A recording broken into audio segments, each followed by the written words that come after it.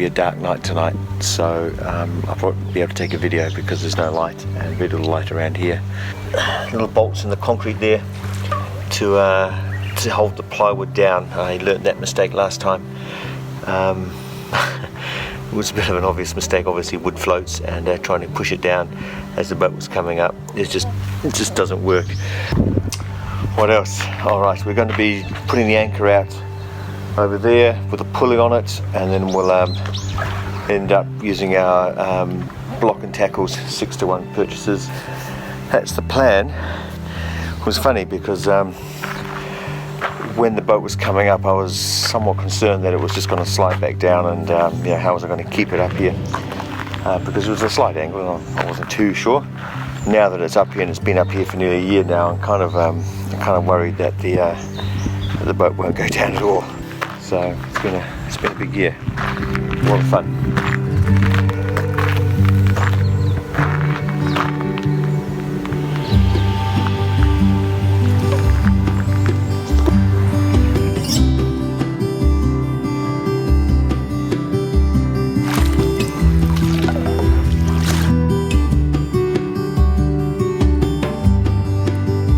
Well, last night was a big night.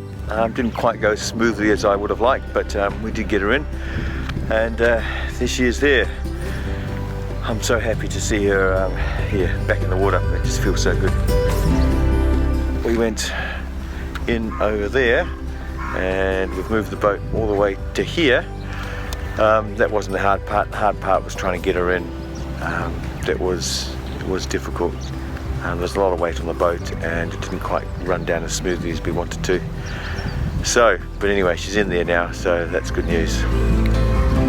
On Friday, on Monday, on a few days time, I'm pulling the mast out. We're getting a crane in and pulling the mast out, which we're going to put just in here behind me. I've just rented a section there for 3 months, just so I can redo the mast properly and give it a repaint, re-glass.